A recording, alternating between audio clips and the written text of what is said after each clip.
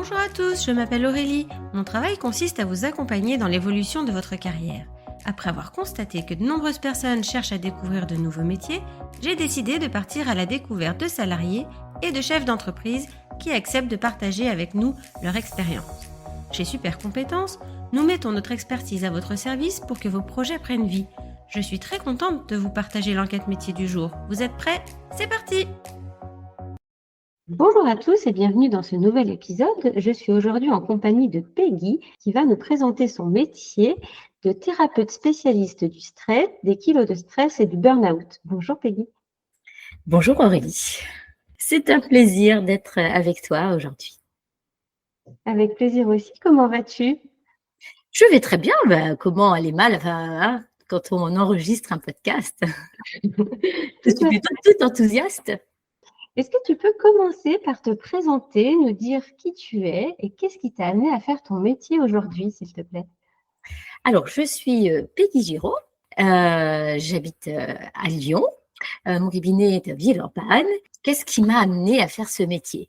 Disons que j'ai été dans l'éducation nationale pendant 22 ans, professeure des écoles, puis après conseillère pédagogique auprès de l'inspectrice, assistante de prévention des risques sociaux. Voilà, et j'ai été agressée il y a 11 ans. Et un burn-out s'est installé de façon insidieuse, vicieuse, petit à petit.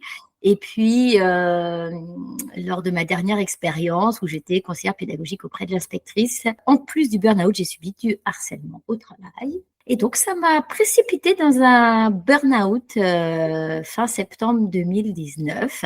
Précisément, le 25 septembre 2019, je n'ai pas pu me relever.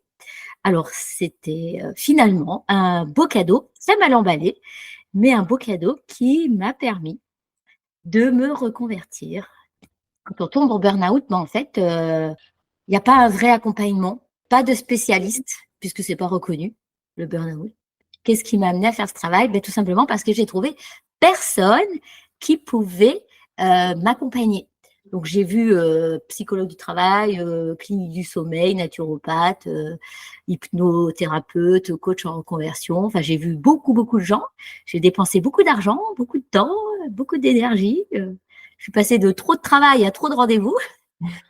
Et donc, quand ça a commencé à aller mieux, je me suis dit, je vais me former à tout ce qui m'a sauvée du burn-out pour être un interlocuteur unique. Voilà. Ouais. D'accord, merci beaucoup pour cette présentation. Et donc maintenant, est-ce que tu peux nous décrire ton métier? Comment tu fais cet accompagnement auprès des personnes? Aujourd'hui, j'accompagne justement les personnes stressées, épuisées, par un travail qui les pèse. Je les accompagne à se libérer du stress, mais aussi des kilos stress. Parce que, comme moi, quand on est avant de tomber en burn-out, on va compenser souvent par une nourriture émotionnelle. On rentre le soir, c'est plus fort que soi, on mange. Même si on n'a pas faim. En fait, on a besoin de se remplir et souvent on prend du poids. Alors certaines personnes vont compenser par l'alcool, d'autres par la drogue, la cigarette et d'autres compensations. Mais moi, je me suis vraiment spécialisée dans le stress et les kilos stress et le burn-out. Donc j'aide les personnes soit à éviter de tomber dans le burn-out, soit à s'en relever. Et comment je le fais? De façon globale, c'est-à-dire je les accompagne aussi bien émotionnellement, retrouver sa stabilité émotionnelle, mais aussi retrouver sa vitalité physique, parce que le burn-out, c'est un épuisement. Donc souvent, on pense faut aller voir un psy, mais en fait, ça ne suffit pas. Il y a toute la partie corporelle, et aujourd'hui, les médecins ne sont pas formés à ça. Ça commence, mais donc je les accompagne parce que je me suis formée à la neuronutrition et la micronutrition. Je sais analyser les microbiotes. Non, même avec une analyse d'urine, on peut déterminer qu'on est en burn-out de façon très objective en mesurant les neuromédiateurs contenus dans l'urine. Donc, super intéressant. Donc, je les accompagne comme ça de façon globale et j'ai une partie aussi plus reconversion professionnelle, mais là, c'est plus ta partie. Mais donc, je le fais aussi parce que 75% des personnes qui tombent en burn-out et qui retournent dans le même milieu professionnel s'ils retournent dans le même milieu professionnel, elles vont à nouveau retomber en burn-out. Il y en a que 25% qui arrivent à passer au travers et à pas retomber. Donc, les personnes qui arrivent, qui sont en burn-out ou qui sont prêtes à y tomber, je les accompagne dans leur reconversion. Voilà comment je fais mon travail aujourd'hui. D'accord. Très bien. Et donc, quelles sont tes conditions de travail? Comment tu t'organises? Donc, je travaille en visio essentiellement. J'ai 80% de la clientèle qui travaille en visio parce que j'ai des gens en France, en Belgique, à Dubaï et puis dans les îles françaises, donc aux Antilles. La Réunion, j'ai eu une personne, mais on a terminé son accompagnement. Donc, c'est en visio. Et puis, ils peuvent aussi venir ici à mon cabinet, mais j'ai entre 10 et 20% seulement qui viennent en présentiel. Tu travailles le week-end et tard le soir ou pas? Alors, plutôt tard le soir, effectivement, parce que comme j'ai des personnes qui sont plutôt avant de tomber en burn-out, j'en ai quand même pas mal qui ne sont pas encore en congé maladie, ces personnes-là, il faut que je les reçois après le travail. Donc oui, je travaille sur le temps de midi et le temps du soir, mais moi, ça me convient parfaitement. Par contre, maintenant, je ne travaille plus le samedi. Un peu de repos. Maintenant, oui, c'est-à-dire que j'applique ce que je conseille à mes clientes de s'accorder du repos. C'est ça. C'est un travail que tu fais seul? Alors, oui, ça, je le fais seule, mais j'ai 2 indépendants qui travaillent avec moi. J'ai recruté,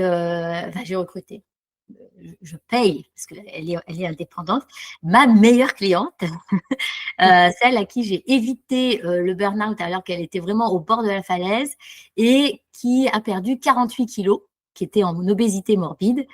Donc, qui connaît parfaitement mon programme. Je l'ai accompagnée dans sa reconversion également. Et maintenant, elle accompagne aussi mes clientes. Elle les accompagne dans le motivationnel. Elle est préparatrice mentale. Et elle est aussi, elle a un diplôme d'activité physique, donc de reprise de l'activité physique. Donc, elle les accompagne sur des ateliers de reprise de l'activité physique que l'on fait par Zoom. Et aussi, elle les accompagne sur une application que j'ai développée. Et c'est là où elle va mettre tous ses talents motivationnels au service de mes clients. Donc, je suis toute seule, oui, dans mon entreprise, mais j'ai une indépendante. Puis, j'ai un autre indépendant qui va s'occuper plus de l'administratif et de la communication. D'accord. Voilà. Donc, seule, mais en équipe quand même. Oui. C'est bien. Au début, j'ai commencé toute seule. Hein. Donc, j'ai fait 5 ans toute seule. Après, on délègue au bout d'un moment. Oui, c'est ça, parce qu'on ne peut pas tout faire. Hein. Les compétences nécessaires pour faire ton travail? Alors, je dirais qu'il faut beaucoup de bienveillance parce qu'on reçoit des gens très stressés, très marqués par leur vie professionnelle, qui ont vécu des choses difficiles. Donc déjà, beaucoup de bienveillance. Puis moi, j'ai développé plein, ça se voit derrière moi, toi tu le vois, mais j'ai plein de certifications et d'attestations. Donc je me suis formée à l'hypnose pour tout ce qui est la partie émotionnelle. Je me suis formée à la neuronutrition et la micronutrition pour tout ce qui est le microbiote et comment nourrir son cerveau. Je me suis formée au bilan de potentiel professionnel. Donc, il y a une sorte de bilan de compétences qui est différent parce que là, on apprend comment fonctionne son cerveau. On apprend à découvrir ses potentiels énergivores qui nous amènent dans cet épuisement et nos potentiels énergisants qui nous boostent au quotidien. D'ailleurs, on est tellement dedans qu'on n'a pas l'impression de travailler, en fait. Voilà. Donc, ça demande quand même, dans mon métier, d'avoir cette curiosité d'apprendre, toujours d'apprendre. Donc, c'est pour ça que j'ai plein d'attestations, de certifications et de diplômes. Donc, être curieux. Ouais. Alors, quels sont les débouchés dans ta profession? Est-ce qu'il est facile de trouver des clients? Alors, je dirais que dans la vie, rien n'est forcément facile, hein, mais quand on aime, on compte pas son temps. Moi, j'ai suivi une formation pour apprendre à me rendre visible, aussi bien sur le net que dans la vie de tous les jours. Hein. Bon, Google est mon ami, hein, c'est comme ça. Hein. Sur les réseaux sociaux également. C'est comme ça que je t'ai trouvé aussi. Hein. En même temps, le stress, c'est... Malheureusement, c'est quand même la maladie du siècle. Bon, heureusement pour moi quelque part, on va dire, hein, parce que c'est ma niche et ma clientèle cible. Faut appeler un chat un chat. Mais ça demande du travail quand même de se rendre visible. Hein. C'est pas de tout repos. Hein. J'aime bien ça, donc c'est pas un problème pour moi. C'est plus souvent les clients qui te trouvent ou toi qui les cherches? Alors, c'est eux qui me trouvent par justement tout ce que j'ai mis en place. Donc, j'ai tourné une grande vidéo de 30 minutes où j'explique comment je travaille. Je fais régulièrement des réels sur Instagram. Donc, j'ai Google où dedans j'ai une centaine de témoignages. Donc, les gens, ils me trouvent par l'un des biais, soit les réseaux sociaux, soit Google, soit mon site internet avec des mots-clés. Ils me trouvent comme ça. Mais moi, je fais en sorte qu'ils puissent me trouver. Mais je ne vais pas les chercher. Ok. Et donc, tu vis de ton activité pleinement, toi? Oui, aujourd'hui, je vis de mon activité. Ce n'était pas le cas au début, mais bon, c'est comme Oui. ça. C'est le Il jeu. faut Hein. se lancer. Oui. Au début, quand on se lance, c'est pas évident, hein, de toute façon, Oui, il faut pas se leurrer quand même. Hein. Ça demande du travail. du travail, un investissement. Oui, oui. C'est ça. Est-ce qu'il est possible d'évoluer ou comment on évolue? Alors, moi, je suis passée de rendez-vous à la carte en cabinet à une formation, parce que moi, je voulais de l'entraide entre les femmes que j'accompagne. Ce sont essentiellement des femmes, d'ailleurs que des femmes aujourd'hui. Au début, j'avais plusieurs personnes. Je suis passée à plutôt un système où c'est plutôt un système de groupe, on va dire. J'ai des rendez-vous individuels. Les femmes, quand elles entrent dans mon accompagnement, elles ont des rendez-vous individuels et une possibilité de travailler en groupe, des rendez-vous de groupe. Et là, je les accompagne vraiment sur un an et c'est plus des rendez-vous à la carte comme ça. Donc, j'ai évolué dans ce sens-là, en fait. Oui, Je on suis évolue passée, bien ce qu'on propose, quoi. voilà, je suis passée de rendez-vous à la carte à un programme personnalisé qui les accompagne sur un long terme. Parce que éviter ou se relever d'un burn-out, se libérer du stress, ça se fait pas en 3 rendez-vous en cabinet, quoi. Donc, j'ai évolué comme ça. Après, je ne sais pas de quoi demain sera fait, puisque quand je me suis lancée au départ, j'étais partie sur que des rendez-vous à la carte. Et puis, c'est en me rendant compte qu'en faisant que des petits rendez-vous comme ça, isolés, que c'était pas suffisant, que j'ai créé quelque chose de plus accompagnant, de plus en profondeur. Et là où je suis sûre que les clients, ils s'en sortent, quoi. C'est ça. Donc, à force de pratiquer, eh ben, on fait évoluer ses offres. Voilà. C'est à chaque fois qu'un client a rencontré une difficulté, qu'une cliente se disait ben là je comprends pas, ça marche pas, que là j'ai cherché, je me suis formée et j'ai créé à chaque fois quelque chose de supplémentaire. Voilà où j'en suis aujourd'hui dans cet accompagnement global, quoi. Ok. Quel est le parcours pour faire ton métier? Ben, il faut se l'inventer. C'est ça? Disons que moi, j'ai glané tout ce qui m'intéressait. Donc, le parcours, un parcours de passion, on va dire. Disons que j'ai commencé par me former au bilan de potentiel. Je trouvais ça très passionnant. Mais les personnes que j'accompagnais dans leur reconversion, je voyais bien qu'il y avait des blocages.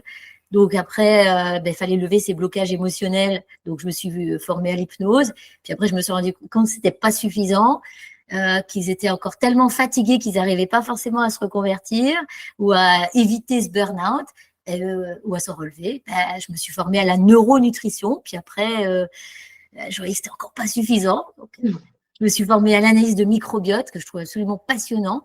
En fait, le parcours, ça a été de passion en passion et d'obstacle en obstacle, on va dire, que j'ai rencontré en fait. Et donc, chaque formation que tu as faite ne sont pas conditionnées à des niveaux ou c'est ouvert à tout le monde? Si, il y a des niveaux, effectivement. Hein. Pour l'hypnose, il y a le technicien, le praticien, l'expert. Enfin, voilà. Bon, pareil, hein, il y a toujours des niveaux, mais après, on va jusqu'où on veut. Puis moi, j'ai fait une combinaison de formations qui n'ont rien à voir à l'origine l'une avec l'autre. J'ai créé mon parcours, finalement. Pour créer ton offre personnalisée. Voilà, c'est ça. Puis c'est pas fini, là je suis en train de me former sur autre chose au niveau alimentaire parce que je rencontre des femmes qui ont de gros soucis avec le gluten, et donc je me forme encore un petit peu plus. Voilà, c'est très intéressant. Il faut se former continuellement, de toute façon. Voilà. Quel conseil tu pourrais donner aux personnes qui souhaitent s'orienter ou créer un métier de toute pièce? Alors, c'est vraiment d'aller. Alors, moi, je reprendrai mes termes, moi, sur des potentiels énergisants, c'est-à-dire de bien se connaître déjà. Qu'est-ce qui me fait vibrer? Qu'est-ce qui fait, quand je le fais, j'ai pas l'impression de travailler. ou d'aller sur, voilà, je fais quelque chose bénévolement, puis pour moi, j'ai pas besoin qu'on me paye. Ben, en fait, il est là votre talent, en fait. Je dirais que d'aller s'écouter, de se connaître et d'aller s'écouter. Voilà, dans le bilan potentiel que je fais, on fait ça et on découvre comment fonctionne son cerveau, pour quelle tâche, quelle activité le cerveau et passe dans le mode flow. C'est-à-dire qu'il n'a pas l'impression de travailler et ça l'énergise en fait. Donc moi, ce que je dirais, c'est aller écouter ce qui vous fait vibrer en fait. Ok, super. Merci beaucoup pour tous tes conseils. Merci pour ta présentation. Ça a été encore une fois très enrichissant. Donc, je pense que ça va plaire aux auditeurs. Donc, merci beaucoup. Avec grand plaisir. Merci à toi. À bientôt. À bientôt. Merci d'avoir écouté ce podcast. Vous retrouverez les liens de notre invité du jour en description. Vous trouverez également l'enquête métier du jour en version PDF dans les notes de l'épisode. Si l'interview vous a plu, n'hésitez pas à la relayer autour de vous et de la noter sur votre application de podcast préférée. Vous pourrez retrouver l'ensemble de nos services sur supercompétences.fr. Si vous voulez partager votre métier, prenez contact avec moi pour que nous puissions en discuter. Je reste également disponible pour parler avec vous de vos projets de reconversion professionnelle. Je vous donne rendez-vous au prochain épisode. Belle journée!